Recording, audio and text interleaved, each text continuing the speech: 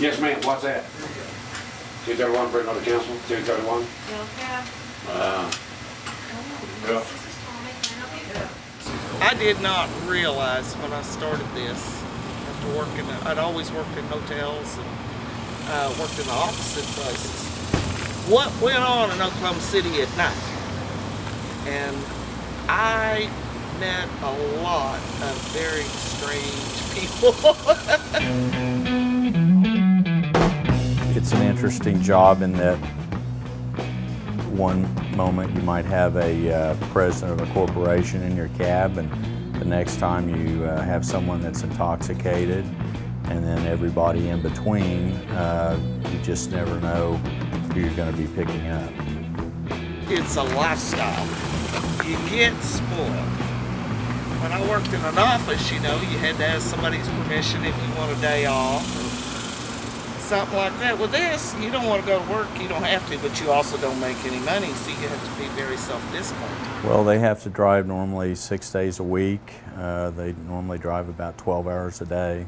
They spend a lot of time in the cab, and Oklahoma City's a very spread out city, so it's you know, sometimes they have to go a fair distance to pick up their passengers. Right now we've got about 180 drivers. Well, a lot of the drivers like the freedom of it. I mean, we don't tell them when to go to work in the morning. We don't tell them how late they have to work. If they want to stop mid-morning, have a cup of coffee, they can do that. Or if they want to go spend time with their kids or grandkids when they get out of school, they can do that. They set their own hours. Some of them like working Saturdays. If it's a nice day out, they want to go fishing, they can do that. And then when it's inclement weather, you know, if they don't feel like driving in the inclement weather, they can choose to do so or not. If we don't feel like they're going to be a safe ride, then they're not getting in my car. And I have more trouble with drunk women than I ever had with the men. Drunk women are horrible. Most of the time because they're mad at their husbands or boyfriends and they got left somewhere. And so they're in a bad mood when you get them in the car. To begin with, they get consistently worse.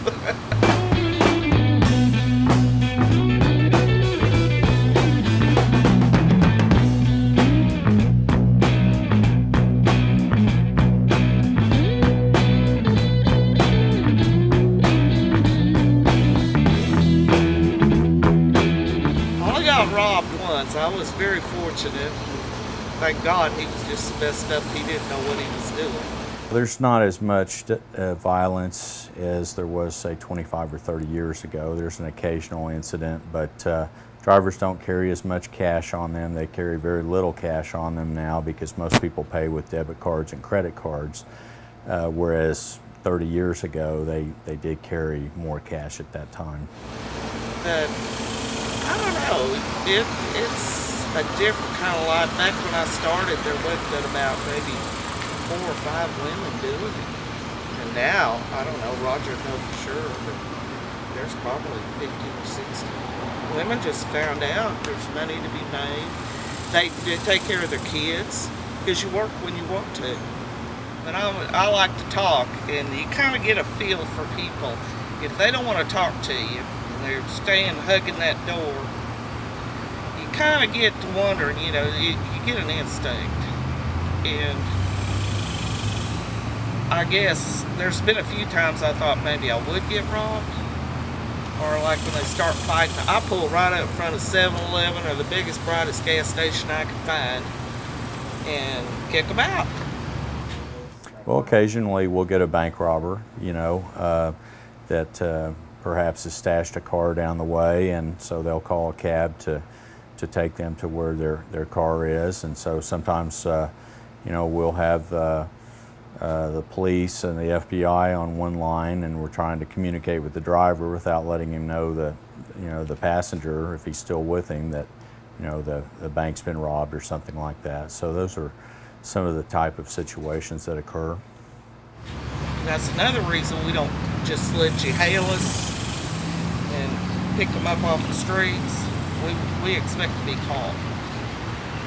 It's because of the danger involved. They have two choices. One, they can contact the police and let them handle it, or they can just decide to forget about it and move on to their next call. It doesn't happen a lot, but like I say, there's really only those two remedies for a situation like that.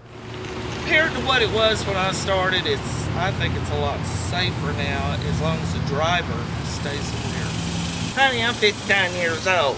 I'm hoping in the next 3 or 4 years I'm done. If I last that much longer, but I probably will. I'm not ready just to sit at home yet. It gives you an independence that when you work for somebody else you don't have. But you've got to have the self-discipline to do it. It's just like any other business. If you don't work at it, you're not going to make it. The type of people, like I said, I was shocked. I didn't know all this stuff went on in Oklahoma City at night. I mean, there's a lot of stuff. And I'm sure it's still going on.